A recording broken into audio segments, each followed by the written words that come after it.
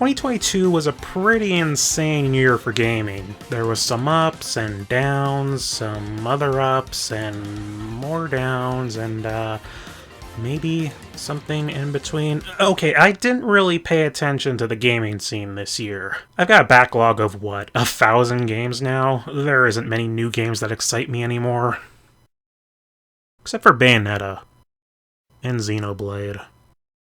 And God of War.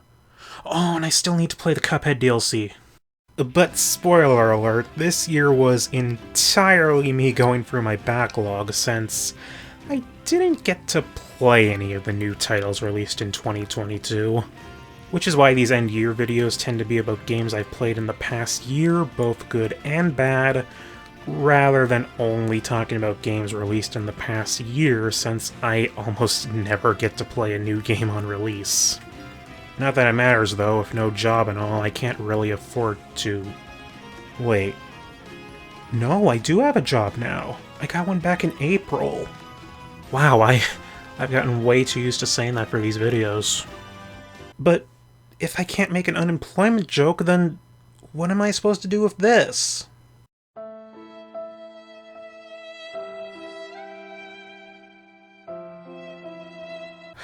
I worked so hard on it. Since I'm finally a member of the workforce after 6 years of unemployment, I of course have been spending my money wisely and very carefully. By which of course I mean I've been pumping all my paychecks into the Wii U and 3DS eShops before they shut down. I bought every version of F-Zero available. Please bring it back, Nintendo. My first order of eShop-related business was to finally check out a game I remember being featured fairly promptly during the early life of the 3DS.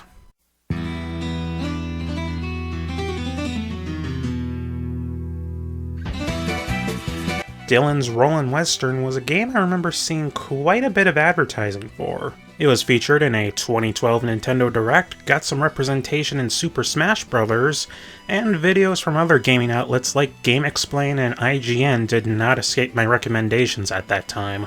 Unfortunately, I can't seem to recall what anybody had to say about the game at that time. It even got 2 sequels, which I've never seen anybody talk about.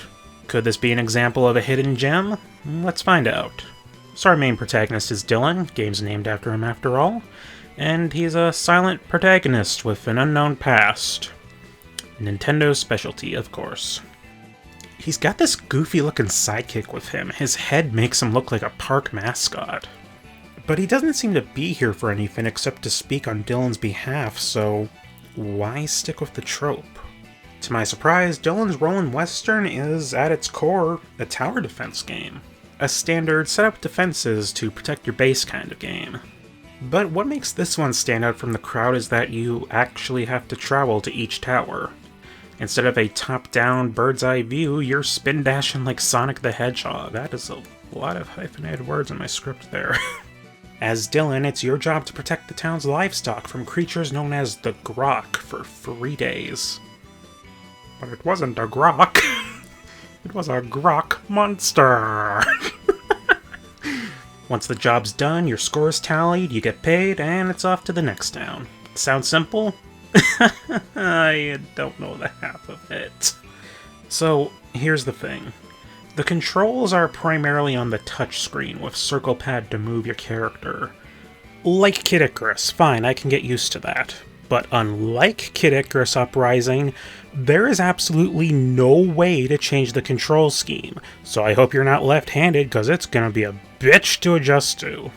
It doesn't help that there's no type of dodge feature either, meaning you need the circle pad to move regardless. I also couldn't find anything about Circle Pad Pro support for the game, meaning it probably isn't a thing. Sure, you could try using the touchscreen to roll out of the way during battle, but good luck with that, because the touchscreen is also your main form of combat. Rolling, grinding, item usage, even basic 1-2 punch combos, they're all done on the touchscreen. It's not the worst thing ever, but it can make the combat feel incredibly tedious. And while Dillon's Rollin' Western does have a surprising amount of character and content to help motivate you to the end, the difficulty kind of overshadowed it all for me. There are so many things to keep an eye on that losing focus for even a second could result in a game over. Level 4 is where the difficulty ramps up a steep slope. The horde's already pretty big, but now a new enemy appears that can destroy my towers from a part of the map that I can't get to, because I don't have enough dynamite to clear the rocks, and even if I had the money to buy it, I can't, because the village with the shop is closed during the raid. So I have to go the long way around to get to him in a map that's just as big as Hyrule Field and Ocarina of Time, and the mud slows me down when I roll in it, and now the enemies are at the gate because I don't have strong enough gun towers, and my god, let up, will you? I want to like this game, I honestly did, but the tedium of going across these large maps to work on my towers, going back to town to add more livestock, and then rolling around said large maps to engage in mediocre combat, it all just felt like a slog. I got to level 6 before I decided to cut my losses, and I haven't picked the game back up since. I'd still say give it a try if you're curious, cause it's not a bad game, it just wasn't for me. But I'm also saying this assuming the eShop hasn't already shut down by the time this video goes out, so, how's 3DS emulation these days? Crook Monster! When I made my first of these annual videos, ignore the fact I skipped 2 years, I talked about a game called Sheltered, a post-apocalyptic survival game where you create a family and manage a bunker in order to help them survive. Since then, however, the game has been updated with a new scenario mode, and even got a sequel that I completely missed. Recently, I decided to go back and give one of the scenarios a try. The first one, titled Surrounded, has you control a mother and son as they try to defend themselves from bandits who want to kill them while the father is out gathering supplies and take the bunker for themselves. It's an interesting premise, but not gonna lie, I was pretty disappointed by this one. What I liked personally about Sheltered was how random things could get. Frustrating to some, I'm sure, but I thought it helped from keeping things too stale. In Surrounded, however, everything is predetermined. Like, I don't even need to write notes, it's that predictable. Alright, so the bandits just attacked, so I have 2 days to fix the doors and train my strength for the next wave. Dad comes back every 10 days, so I know the boss won't appear that day, and wait, the random encounters that Dad can run into are predetermined as well? The patch notes even tell you that animals only appear every 3 days. I don't get it, why make it so predictable? Is it because you're given an arcade-style score at the end and you want everyone to compare high scores on even ground? That's fine, I guess, but that's not why I play Sheltered. I don't think I'll be going back to this one. Maybe I'll give the other scenario a try someday, but only time will tell on that. If you've seen any of my previous videos on this topic, you'd know I'm not one to shy away from mobile games. Mobile gaming has had what I feel, a rather harsh stigma over the years, and believe me, I get it. There are a lot of stinkers flooding the app stores. Playing Gorilla. But there just so happens to be a few diamonds in that rough as well. Whether you like them or not, mobile games are here to stay, and if any happen to catch my attention, I'll be here to give my honest thoughts about them. Now that we've got all that out of the way, let's talk about One Punch Man the strongest. Look, I'll be blunt, the marketing for this game What's my name? One Punch Man! Wasn't the best. The only reason I even downloaded this game was because I rewatched One Punch Man recently, and it was actually a lot better than I originally thought. Here's the sad thing though, well, I guess sad depending on who you ask. Not only is this the best One Punch Man game yet, it's also one of the better gacha mobile games out there. It still has the basic stamina and gacha mechanics, so it's clear where their main motives are. But everything's pretty straightforward. Characters are easy to level up. Plus, this is the first mobile game I've played with a skip feature. All you need is the required amount of stamina for the level, and in no time at all, you've got all the items you would have spent hours grinding for anyways. I'd prefer if there wasn't a stamina mechanic in the first place, but if this absolutely needs to be the standard, then I'm not afraid to say that this skip function needs to be a regular thing. And while there are a lot of things to do, from the retelling of the anime story to PvP tournaments, it's all simple turn-based RPG gameplay, so no need to worry about screwing up because you forgot what you were supposed to do in specific game modes. And yes, you can occasionally take control of Saitama and destroy everything with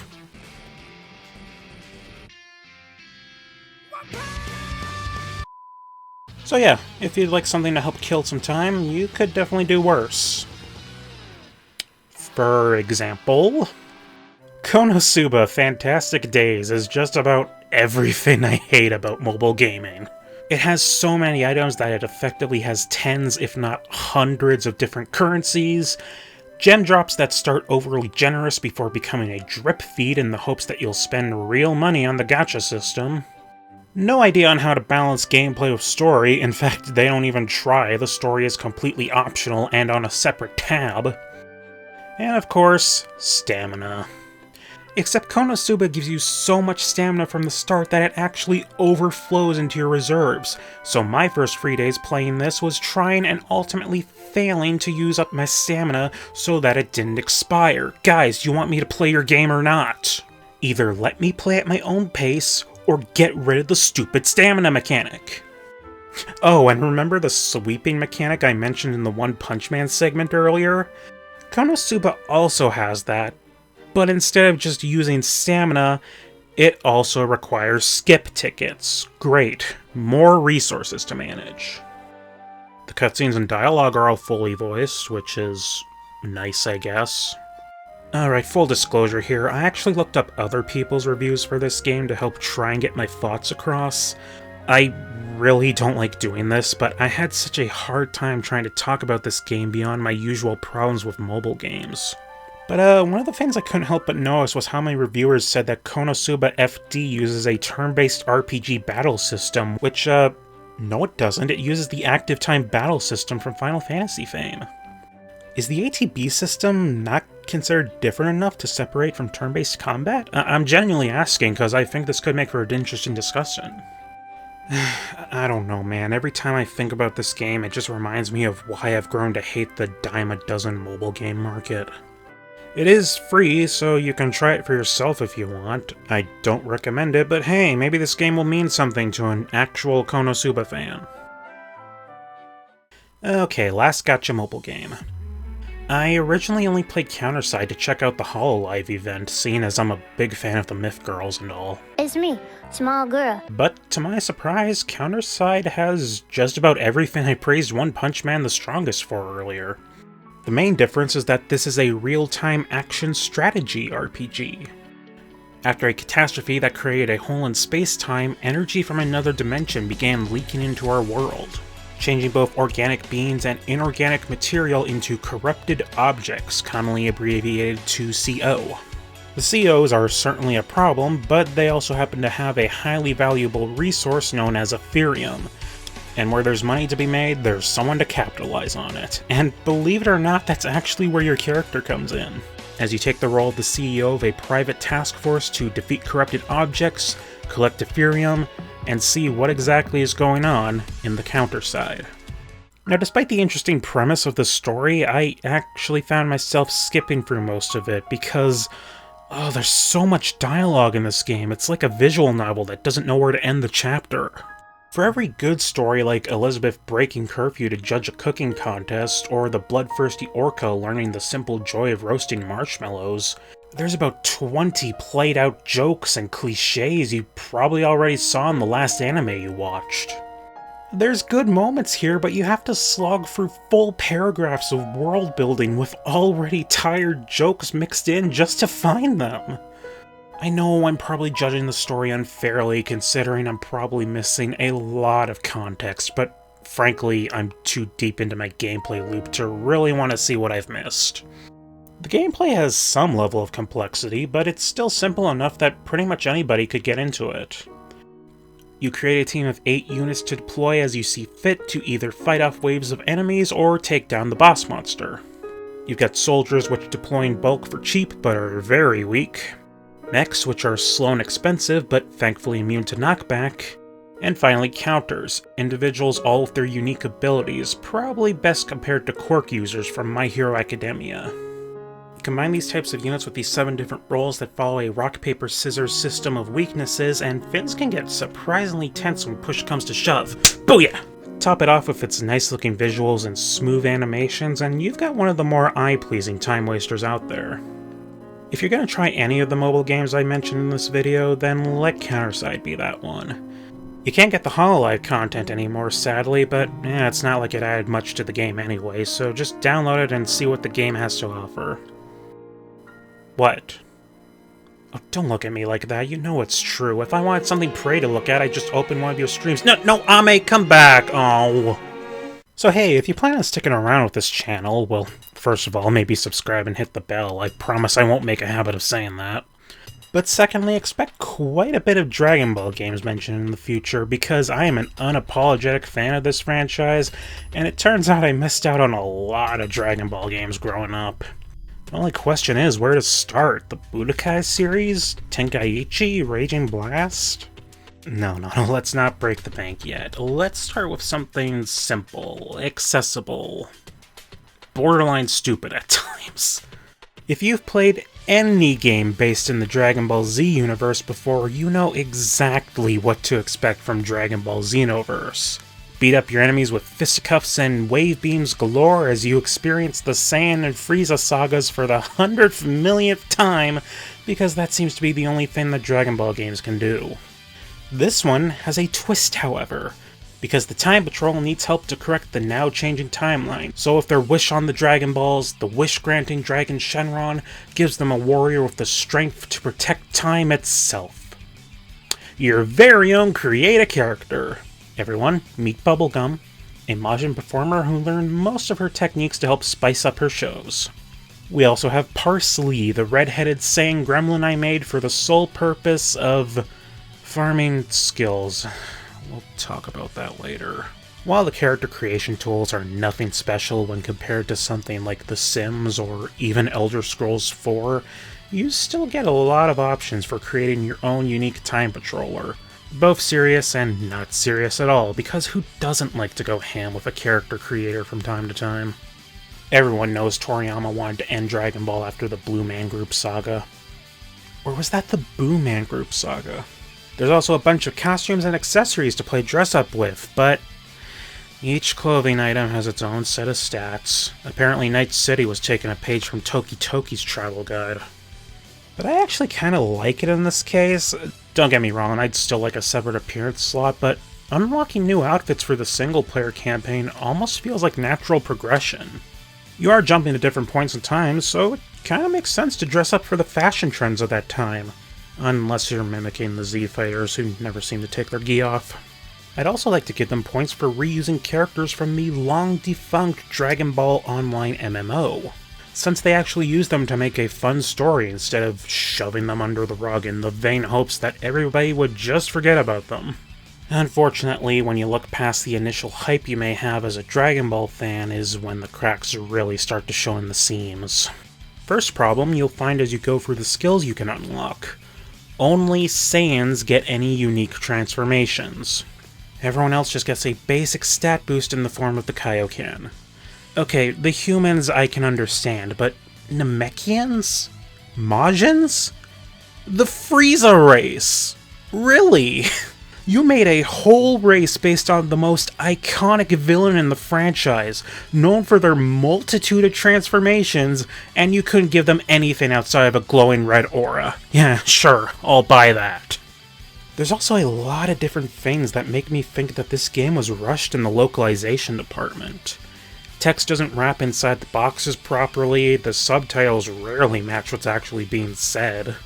Why do you have so much power? And of course, the greatest meme from this game's release, when they recorded Eric Vale in the middle of his water break. Guys. Then there's the biggest problem with this game, learning new skills.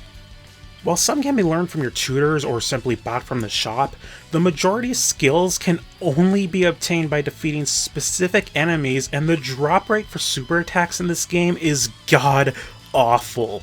Like, recruiting yokai and yokai watch awful. You get new skills by defeating certain enemies in patrol quests. Okay, fine. But some of these enemies are locked behind a special criteria you need to complete, and even if you do all that the game tells you to, it is still up to absolute random chance if they will even show up. You want that Raditz special move, which isn't all that great, but you still need something to help you get through the other quest? Well, I hope you're ready, because you're going to have to juggle 6 horseshoes up Angel Falls and Typhoon Weather, while Jupiter meets Saturn's bars in Andromeda, and maybe, just maybe, you'll get that skill you really want. I spent 3 days trying to get the Taunt skill. Yeah, Taunt. And this is ignoring the fact that this game also has an RPG level up system, meaning if you didn't spec your character properly, you've just screwed yourself into longer, dragged out button mashing fights that you might not even get rewarded for when you finally break that hurdle.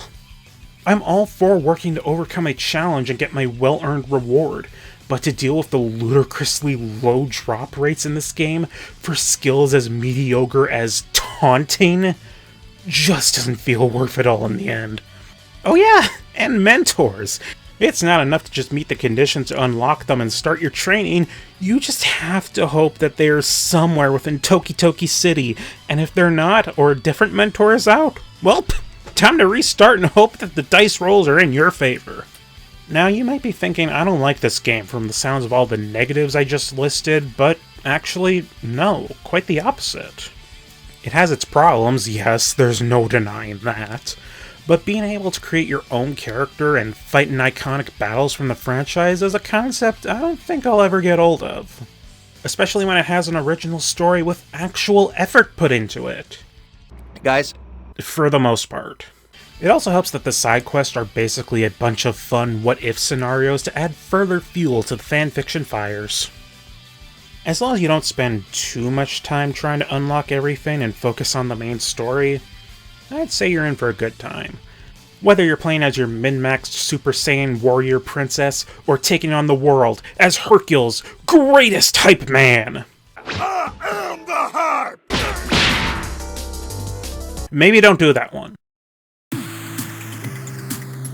Vampire Survivors, an early access roguelite title that showed up on Steam in late 2021 and took off very quickly.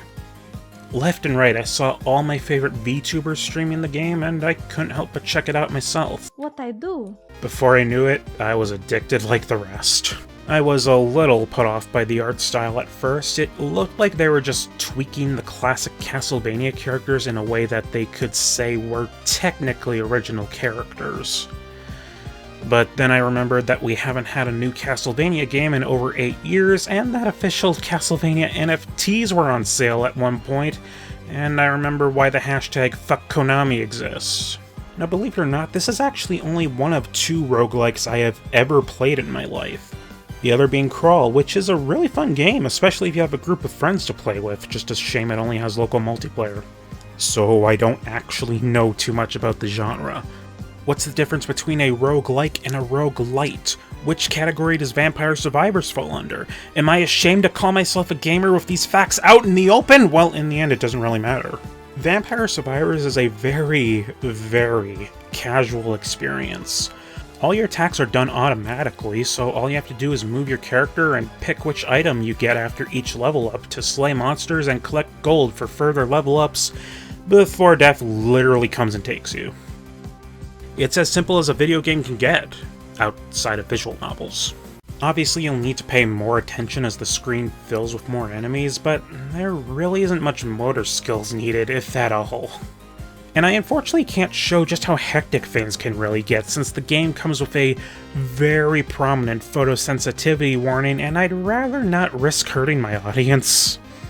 Yeah, this game sounds boring on paper, but it's that dopamine rush you get when you find that perfect weapon combination and mow down enemies like a Muso protagonist that makes the game so addicting. 30 minutes doesn't seem like a lot of time until you realize you're 12 runs in, it's 3 in the morning, and you have work in 5 hours. I lost so much time playing this game that when I got my new job, I knew I had to stop playing or else I'd just wake up late and be cranky my whole shift. In fact, here's a Steam review I found that actually sums up my thoughts rather well. $3 cocaine. That's the good shit. Last year, I talked about Yu-Gi-Oh! Duel Links, a mobile-based Yu-Gi-Oh! Game that helped to rekindle my love for the card game, so it only made sense that my next endeavor would be the highly anticipated Yu-Gi-Oh! Master Duel. And, well, it's Yu-Gi-Oh! And if you're looking for a more casual experience, you'd better look elsewhere. Might I suggest Duel Links? Master Duel was made specifically for the competitive players, meaning the online matches are ranked only. They did add casual duels in a later update, but I doubt people who came to Master Duel for a casual experience are even aware of that now. As a result, the only people you'll mainly be playing against are using meta decks, which usually results in a one-turn kill, so if you're not willing to adapt to such things, expect to lose many, many times. Sure, there is a room system in the newly added casual mode, so you can play with others with no effect on your rank, but with no other way to communicate with them, you're likely still playing with the competitive crowd. It's also because of this game's competitive nature that everything's kinda minimalistic. Like, yeah, I get it, you're playing to win, so you don't want those flashy animations playing to drag out the game, but Master Duel still has summoning animations. They're just a 2-second long static PNG. Look at Dark Magician, that's not an all-powerful wizard ready for a fight, that's a disgruntled coworker who's upset I dragged them back to work on their break. Sure, there's a story mode, but it's just an excuse to get more cards and accessories. It's nothing engaging in the slightest. Here's the story of the Weather Fairies, now fight with the Weather Fairies. Here's the Gladiator Beast, fight the Gladiator Beast. Something I will give Master Duel credit for, though, is its crafting mechanic. Unless I'm mistaken, making a deck has never been this simple before. Even in the previous video games you had to rely on your luck with booster packs, but here you can dismantle your excess cards for crafting material. And if you know exactly what deck you'd like to run before going in, it's actually very simple to do if you invest in the Battle Pass beforehand. Finally, I can have all the oppressed people I want! So because of that, and the fact that it's free to play, this might be the definitive way to play Yu-Gi-Oh! Right now. Especially if you can rope a friend into a room for a few matches, maybe even get them in a Discord call and roleplay as some Yu-Gi-Oh! Characters. And while we're on the topic of Yu-Gi-Oh!, I'll also give a brief mention to Yu-Gi-Oh! Legacy of the Duelist Link Evolution. Now some of you might ask why I would buy an older Yu-Gi-Oh! Game that is effectively outdated now because of Master Duel, and my answer is that I was tempted by the $5 markup on the eShop that I could easily bump down to 0 thanks to all my gold points I had been stockpiling. Who's spending their money irresponsibly now, Dad? This is a much more casual experience for fans of the manga and TV show. Want to obliterate Kaiba with Yugi's Exodia deck? Yeah, you can do that. Or you can play a reverse duel and show Yugi why Exodia decks suck. You can also fight these story decks with your own custom deck, so if you want to kick Jade and Yuki's face in with your Petite Angel Turbo Beatdown deck, go right ahead. You thought it was Kite that would finally get Yuma to shut his trap, but no. It was my Ally of Justice deck. Okay, one last Yu-Gi-Oh! Game, promise. World Championship 2011 Over the Nexus. Because never have I played a game that allows you to Thanos snap a horde of hamsters. That is the only context I am going to give. Next game, please. What's this? A card? Oh boy, it's a good thing I got back into my Yu-Gi-Oh! Craze recently, huh? Kingdom Hearts Re-Chain of Memories is most definitely the black sheep of the franchise. Over the years, I've heard vastly differing opinions of the game. Many people saying it's bad, some people saying it's underrated, some people saying the GBA original is the definitive version, and one friend of mine even says it's their favorite in the franchise. And I completed this game 100%. Because I hate myself, apparently. I mentioned last year that I don't really play Kingdom Hearts for the story, more on that later, but this game really didn't help me want to pay any extra attention. Because while there is an original story here, it's mostly told in between recounts of Sora's adventure in the first game. Wait, doesn't that make this an abridged retelling of Disney film? Oh, my head. Riku's story is a bit better since it's all about him learning to cope with the darkness in his heart and to better himself while dealing with the consequences of his actions, but it's still bogged down by this repetitive writing. I know it's been talked about to death by everyone at this point, but seriously, the amount of times the word light, darkness, and heart are used all make you question if anybody even knows the context or even the definition of said word. And the sad thing is, I think Sora's story has a good idea behind it that could work. The protagonist losing more and more of their memories and getting upset with their friends as they question the authenticity of that one memory they keep trying to cling on to, that would make for an interesting story. It's just not here. Gameplay is this weird combination of Kingdom Hearts and the classic card game War. Playing a card allows you to use its associated attack, however a higher value card can break that card and cancel the attack. This applies to both the player and your opponent, by the way. Cards with a value of 0 are effectively a wild card. They can break any card in combo, but break very easily. And yes, I did say combos. You can stack up to 3 cards at once to make a slate, an attack that adds up the sum of each card used and uses them all at once, or creates a new powerful attack depending on which cards were used. The downside is supposed to be that the first card used in a combo is discarded and unusable for the rest of the fight, but since high potions you get as early as World 2 can restore those cards, you can probably guess what I ended up doing in most battles. It just makes this game so much easier, and while it does make farming for cards more tedious, it's at least more tolerable.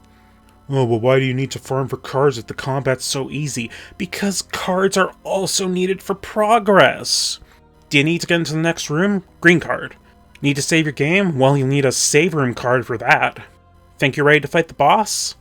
Boss room key card, plus another card with a value of 5. This is what most of the game is, fighting Heartless until you can get that one card you need, possibly even using more cards to recreate the rooms you were just in, so you can fight more Heartless because I still don't have that damn green card!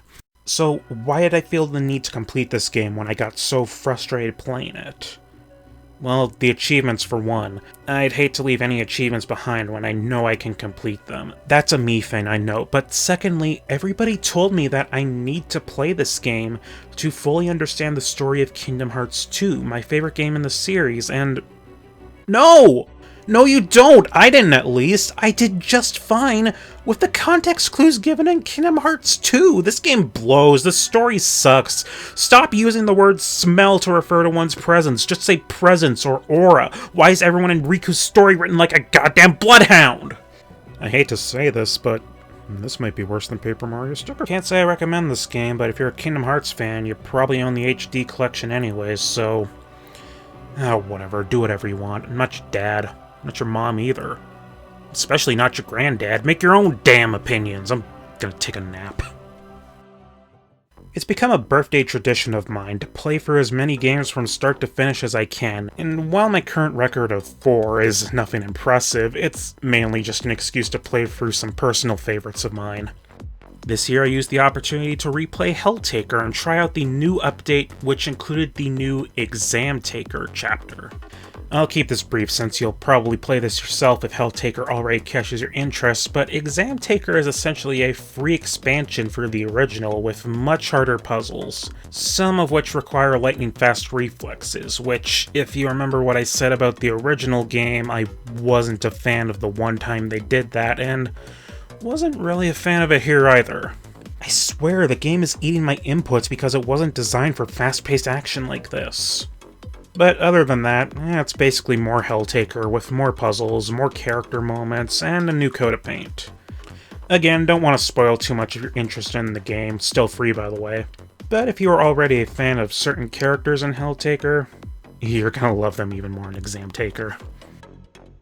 Now, despite what some people may believe, because people like to make assumptions off a single tweet, I'm actually not a stranger to the MMO genre.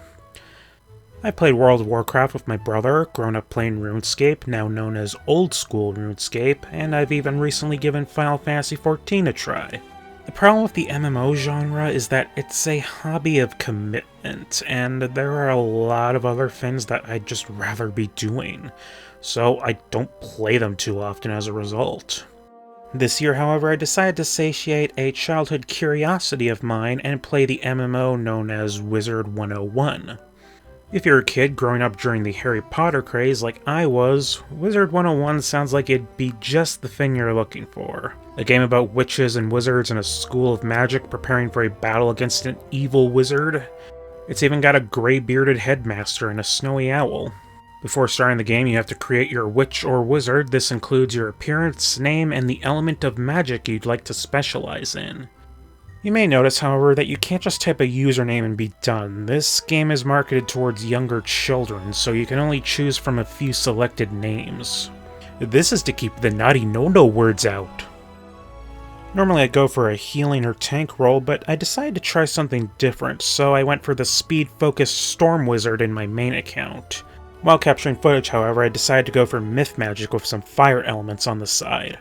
Because fire mages can gain the ability to throw flaming marshmallows at people, and how can I pass that up? Alright, let me get this out of the way first, because it just can't be ignored. The voice acting is phenomenal!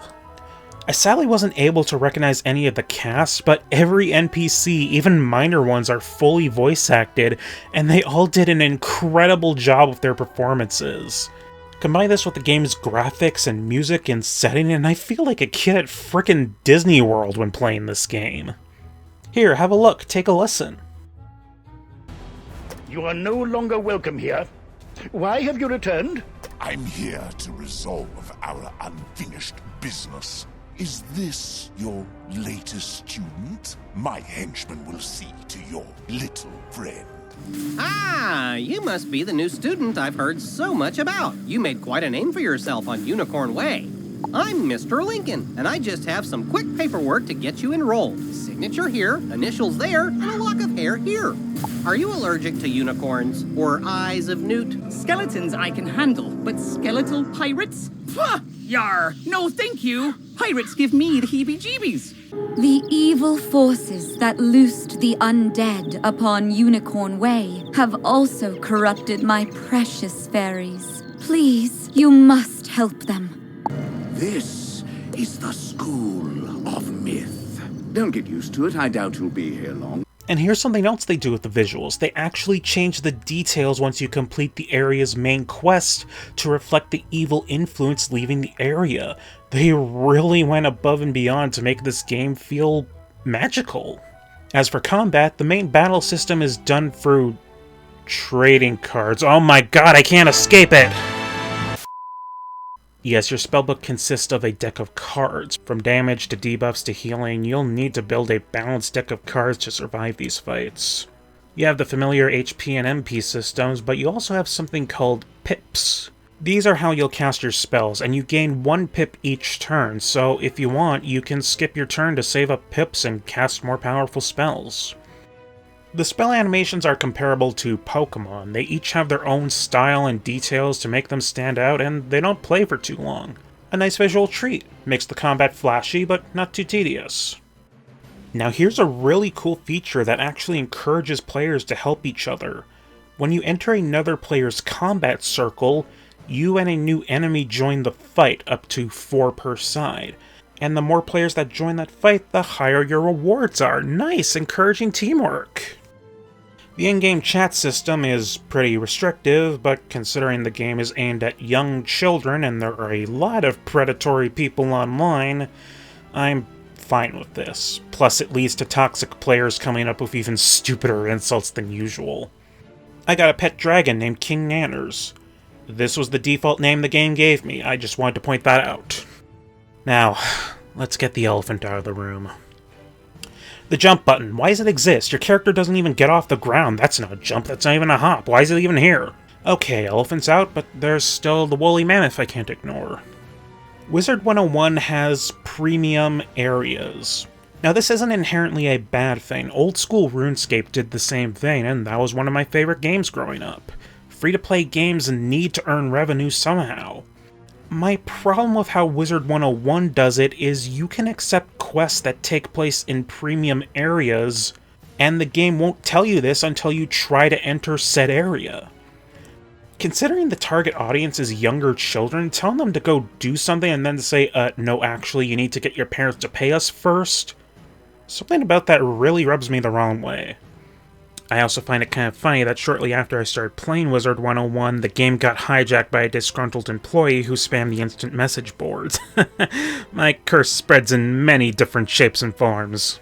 Yeah, Wizard 101 was a surprisingly nice experience. I definitely see myself coming back to this one.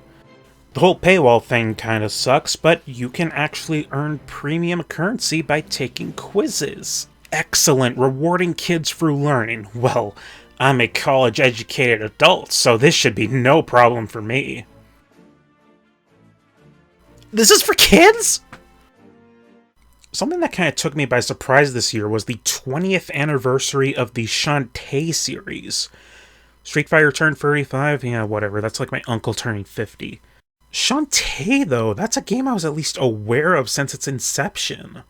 I remember my cousin playing it on his Game Boy Color, but he didn't like me watching him play it, so he tried to distract me with his Virtual Boy. Which didn't work because it was the goddamn Virtual Boy. But after that, I would completely forget about the Dancing Genie girl until the 3DS era. Sorry girl, here, I'll make it up to you. God damn, I almost forgot I was playing a Game Boy Color game. Nice fluid animations and backgrounds that really help make the visuals pop. But look here, I know as a dancer, Shantae is meant to be the center of attention, but the screen is way too close to her, and it leads to me falling down a bunch of pits as I'm exploring. As a Game Boy Color platformer, the plot's pretty simple. Shantae's the hero, Risky Boots is the villain, and it's time to whip her butt. Literally, because Shantae's main form of attack is using her hair as a whip. She's also a half-genie, meaning she can use various magical powers in the form of consumable items, and of course what really makes her stand out from the crowd, Shantae can transform by performing magical belly dances. Unfortunately, because of the lack of buttons on the Game Boy Color, transforming requires you to first hit the select button to start dancing, and then time the rest of your inputs with the rhythm. People have told me before that you don't need to time your button presses, but either the game's eating my inputs or something else is up, because transforming in this game, nowhere near as fluid as Half-Genie Hero. I think my biggest problem with Shantae, though, is that some of the dungeons don't have any checkpoints or even save points. Checkpoints I can understand if they wanted to up the difficulty, but no save points? On what was originally a Game Boy Color game? I'd hate to be the poor kid who lost a ton of progress because their AA ran out of juice. And this is one of those cases where I wish I could find more to talk about because, yeah, it's flawed, but it's also creative, and I enjoy it despite said flaws. Shantae hasn't aged the best in some places, but it still has the old-school charm of Game Boy Color platformers that I adore, plus characters with dialogue and moments that make them enjoyable.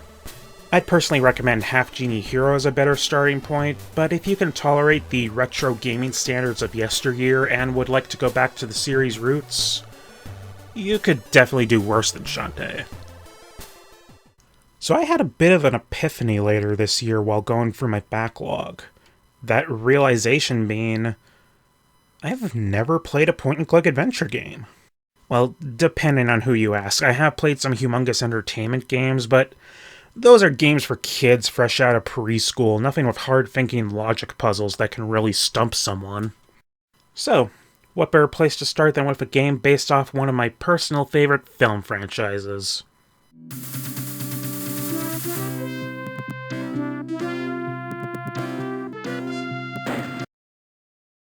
Oh, right, Disney. So I knew nothing about this game going into it, except that the developer LucasArts were best known for making adventure games that you can't die in.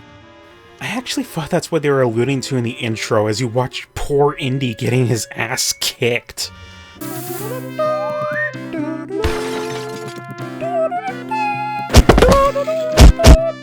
But no, you can die in this game.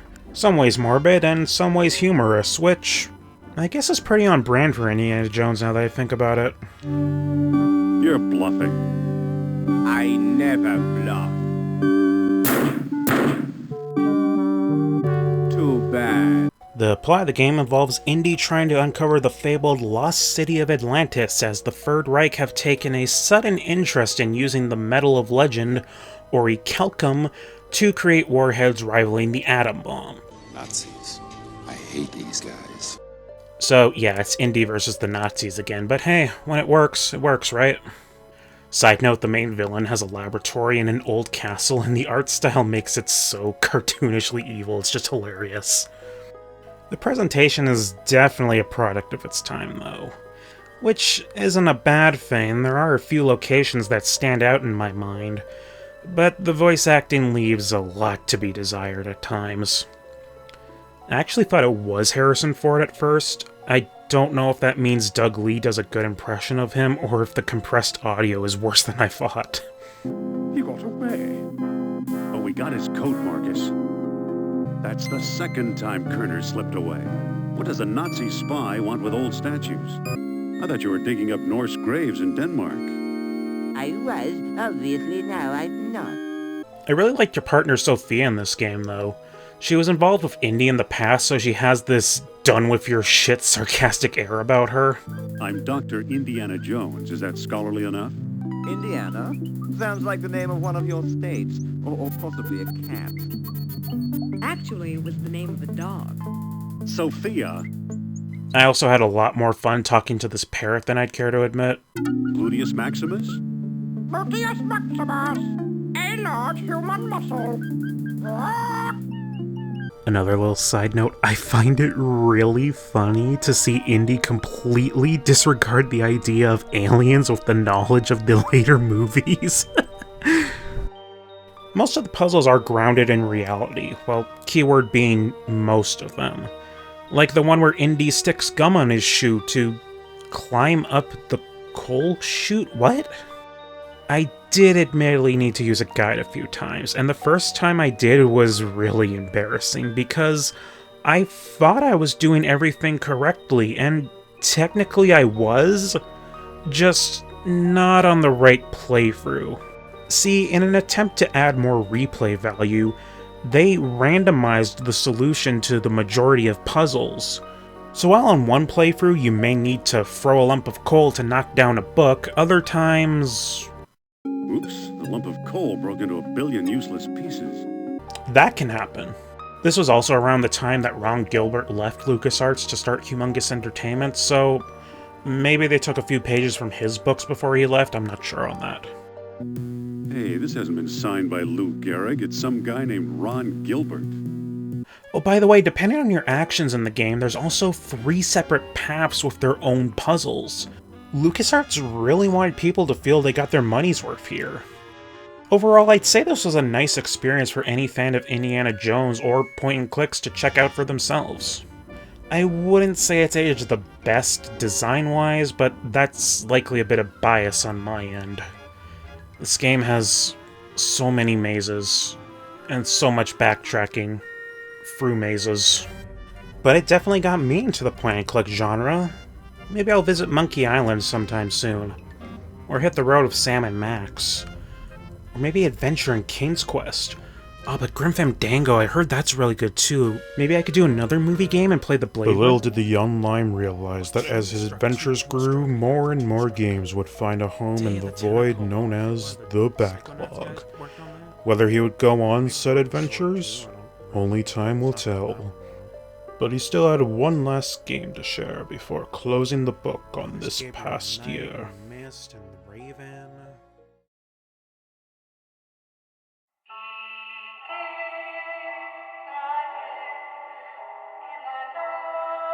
Despite being a massive fan of the Fallout series, and of course being an admirer of what's considered the best game in the franchise, I had never played the Fallout New Vegas expansion known as Dead Money until fairly recently.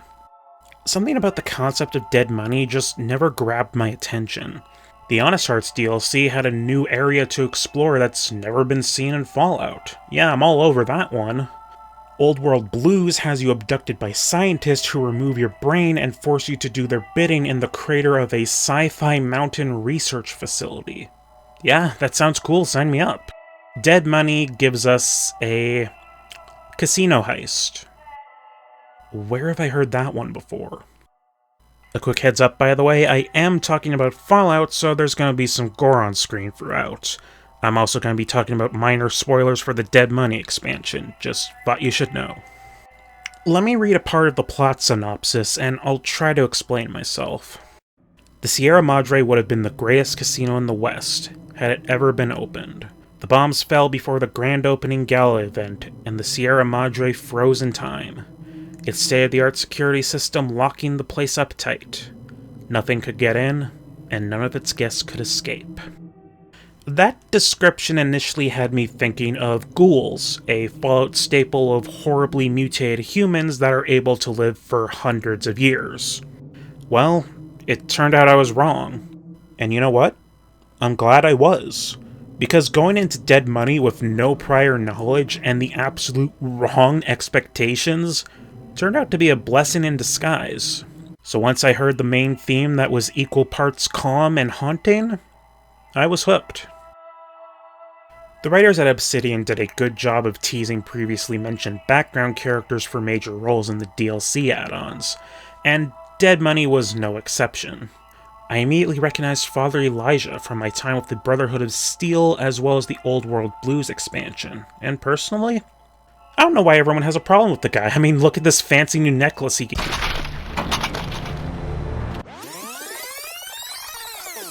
I immediately recognized Father Elijah from my time with the Brotherhood of Steel as well as the Old World Blues expansion and saw him as an immediate threat.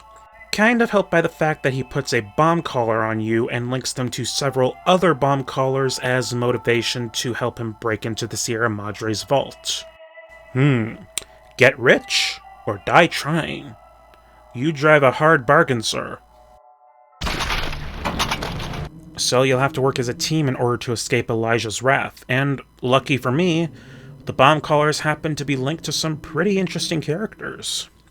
There's Dean Domino, a sarcastic pre-war ghoul, which is a trope of the series I'm admittedly getting kinda tired of, but it works here. Dog, a Nightkin super mutant who sees Elijah as his master, but possesses a split personality named God, who would prefer not to be a slave to Elijah, or anyone for that matter. Dog also ate his bomb collar. I just wanted to mention that. And Christine.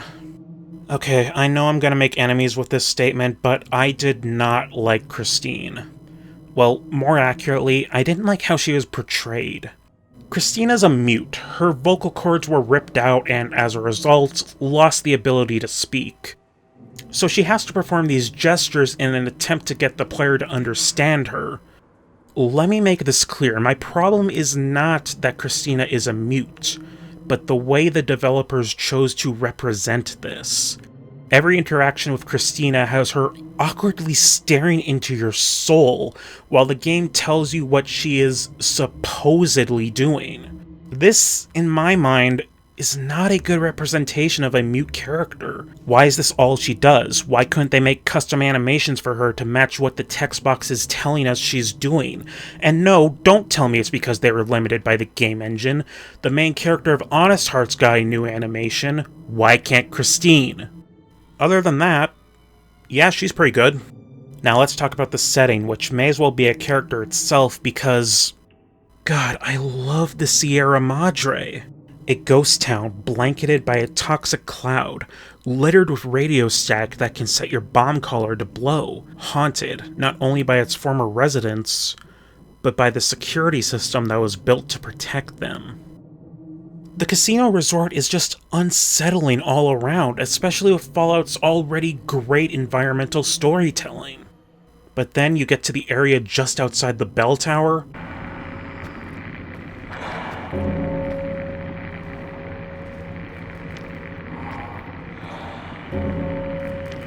Oh, it's so haunting! I love it! Dead Money reminded me of why I fell in love with Fallout in the first place. Exploring old world ruins, isolated with the fear of death around every corner. That's just a thrill I don't get to experience too often. Which is why Fallout New Vegas Dead Money is my gaming highlight of 2022.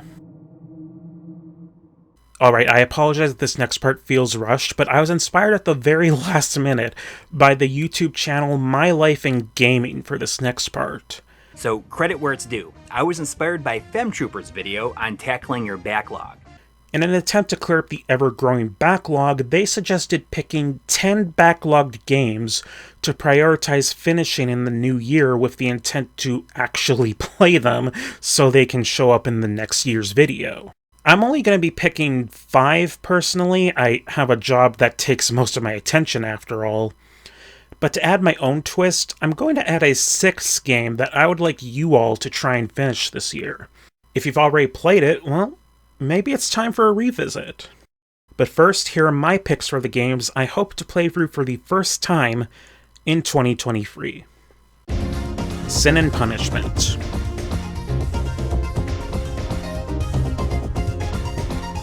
Castlevania Rondo of Blood. Metroid Dread.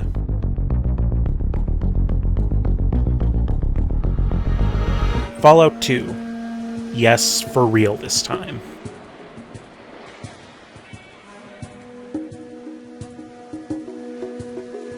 And last but certainly not least, Gunstar Heroes.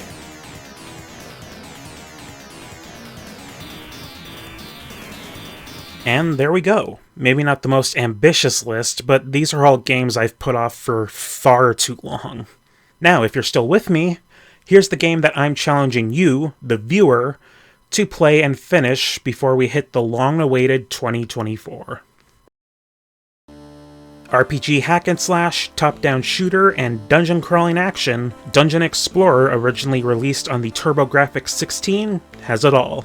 With a whopping 8 characters to choose from, plus some secret characters to find, and some surprisingly incredible music, you and your friends are bound to have a good time.